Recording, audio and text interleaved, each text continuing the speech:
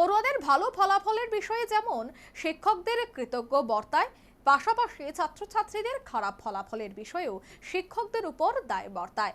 এই কথাই জানালেন মুখ্যমন্ত্রী। 2018 সাল থেকে এ পর্যন্ত রাজ্যে 6,887 জন শিক্ষক নিয়োগ করা হয়েছে বলে তথ্য দিলেন মুখ্যমন্ত্রী মানিক সাহা। শিক্ষা উন্নয়নের বিষয়ে অগ্রাধিকারের ভিত্তিতে কাজ করার আগে ঘোষণা দিয়েছে বর্তমান রাজ্য সরকার।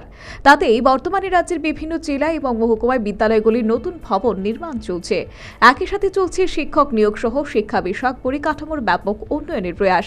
সে ধারায় শুক্রবার রাজ্যের 5টি বিদ্যালয়ে নবনির্মিত ভবনের দ্বারোদ্ঘাটন করলেন মুখ্যমন্ত্রী মানিক সাহা। এদিন রামনগর 4 নম্বর রোড স্থিত রামনগর উচ্চ মাধ্যমিক ইংরেজি মাধ্যম বিদ্যালয়ে এক অনুষ্ঠানের মাধ্যমে মুখ্যমন্ত্রী সংশ্লিষ্ট রামনগর উচ্চ মাধ্যমিক ইংরেজি মাধ্যম বিদ্যালয়ের আনুষ্ঠানিক উদ্বোধন করেন। শুধু তাই নয়, একই অনুষ্ঠানের মাধ্যমে বরকাঠালিয়া উচ্চতর মাধ্যমিক বিদ্যালয়, দারোগামুড়া ইংরেজি মাধ্যম উচ্চ বিদ্যালয়, ক্ষুদিরাম বসু ইংরেজি মাধ্যম বিদ্যালয় এবং সুকান্ত একাডেমি ইংরেজি মাধ্যম উচ্চ মাধ্যমিক বিদ্যালয় নবনির্মিত ভবনের ভার্চুয়ালি উদ্বোধন করেন মুখ্যমন্ত্রী মানিক সাহা। রামনগর উচ্চ মাধ্যমিক ইংরেজি মাধ্যম বিদ্যালয়ে আয়োজিত অনুষ্ঠানে উদ্বোধক হিসেবে উপস্থিত ছিলেন মুখ্যমন্ত্রী মানিক সাহা। সম্মানিত অতিথি হিসেবে উপস্থিত ছিলেন খাদ্যমন্ত্রী সুশান্ত চৌধুরী, শিল্প ও বাণিজ্য দপ্তরের প্রতিমন্ত্রী বৃষকেতু দেববর্মা সহ অন্যান্য বিশিষ্ট ব্যক্তিবর্গ। এছাড়া অনুষ্ঠানে বিশেষ অতিথি হিসেবে উপস্থিত ছিলেন শিক্ষা দপ্তরের বিশেষ সচিব রাভাল হেমন্ত কুমার। শুরুতে উপস্থিত অন্যান্য অতিথিদের সঙ্গে নিয়ে মুখ্যমন্ত্রী প্রদীপ জ্বালিয়ে অনুষ্ঠানের উদ্বোধন করেন।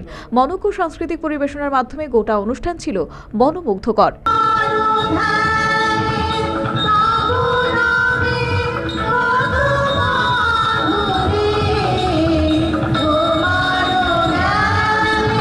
এক্ষেত্রে ফলক উন্মোচন করে রামনগর উচ্চ মাধ্যমিক ইংরেজি মাধ্যম স্কুলের নবনির্মিত ভবনে দ্বারোদ্ঘাটন করেন মুখ্যমন্ত্রী। এর মধ্যে ভার্চুয়ালি বরকাঠালিয়া উচ্চ মাধ্যমিক ইংরেজি মাধ্যম বিদ্যালয়, দারোগামুড়া ইংরেজি মাধ্যম উচ্চ বিদ্যালয়, ক্ষুদিরাম বসু ইংরেজি মাধ্যম বিদ্যালয় এবং সুকান্ত একাডেমি ইংরেজি মাধ্যম উচ্চতর মাধ্যমিক বিদ্যালয়ের নবনির্মিত ভবনের দ্বারোদ্ঘাটন করেন মুখ্যমন্ত্রী। তবে এদিনের এই অনুষ্ঠানে নিজ ভাষণে রাজ্যের শিক্ষকদের ক্ষেত্রে অধিক তাৎপর্যপূর্ণ বার্তা দিলেন মুখ্যমন্ত্রী মানিক সাহা। পড়ুয়াদের ভালো ফলাফলের বিষয়ে যেমন শিক্ষকদের কৃতিত্ব বর্তায়, পাশাপাশি ছাত্রছাত্রীদের খারাপ ফলাফলের বিষয়েও শিক্ষকদের উপর দায় বর্তায় বলে জানালেন মুখ্যমন্ত্রী মানিক সাহা। অনেক সময় কোনো স্টুডেন্ট যদি ভালো রেজাল্ট করে তখন কিন্তু credit goes to the teacher, আবার যদি খারাপ রেজাল্ট করে তাহলেও discredit goes to the teacher. কাজেই এখানে আজকে যে 5টা স্কুলের যারা টিচারগণ আছেন, যেহেতু ইংলিশ মিডিয়াম আমরা করেছি, আমরা চেষ্টা করছি ইংলিশ মিডিয়াম স্কুল তো আমরা করবো, কিন্তু ইংলিশ যে ব্যাকগ্রাউন্ড যাদের আছে সেই ধরনের টিচার সেখানে দেওয়া। মাঝে মাঝে আমাদের কাছে খবর আসে যে এখানে তো ইংলিশ মিডিয়াম আপনারা দিয়েছেন, কিন্তু সেখানে দেখা যায় যে বাংলা মিডিয়ামে পড়াশোনা করাচ্ছে। কারণ টিচাররা যে ব্যাকগ্রাউন্ড থেকে আসে অনেক সময় দেখা যায় যেহেতু টিচারদের একটা ঘাটতি আছে। তো আমরা এখন আস্তে আস্তে করে চেষ্টা করছি যাদের ইংলিশ ব্যাকগ্রাউন্ড আছে সেখানে ইংলিশ মিডিয়াম স্কুলে সেই ইংলিশ ব্যাকগ্রাউন্ডের টিচার। এদিন নবনির্মিত যে 5টি বিদ্যালয়ের নতুন ভবনের দ্বারোদ্ঘাটন হলো, সেগুলি নির্মাণে 8,70,00,000 টাকার অধিক খরচ হয়েছে বলে জানিয়েছেন মুখ্যমন্ত্রী। শুধু তাই নয়, 2018 সাল থেকে এই পর্যন্ত বর্তমান রাজ্য সরকার 6,887 জন গুণমান সম্পূর্ণ শিক্ষক নিয়োগ করেছে বলেও তিনি জানিয়েছেন। এছাড়া শিক্ষায় অগ্রগতির মূল সোপান বলে তিনি জানিয়েছেন। আমরা সবাই জানি যে শিক্ষা আমাদের যে কোনো জাতির, আমরা এখানে মেরুদণ্ডের কথা বলা হয়েছে, অগ্রগতির মেইন যে সেটা হচ্ছে আমাদের শিক্ষা প্রধান সোপান।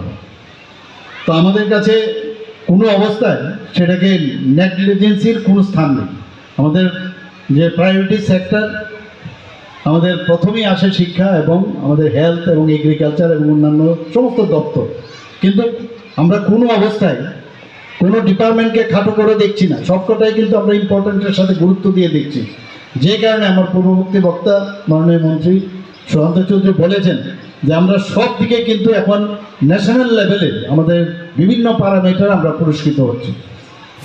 পাশাপাশি বাম জামানায় শিক্ষক নিয়োগের ক্ষেত্রে কেন্দ্রীয় সরকারের গাইডলাইন মানা হয়নি বলে জানিয়ে অনুষ্ঠানে নিজ ভাষণে 10,323 শিক্ষক প্রসঙ্গ তুলে ধরলেন খাদ্যমন্ত্রী সুশান্ত চৌধুরী। শুধু তাই নয়, বর্তমানে স্বচ্ছ নিয়োগ নীতির মাধ্যমে রাজ্যে শিক্ষক নিয়োগ চলছে বলেও তিনি জানিয়েছেন।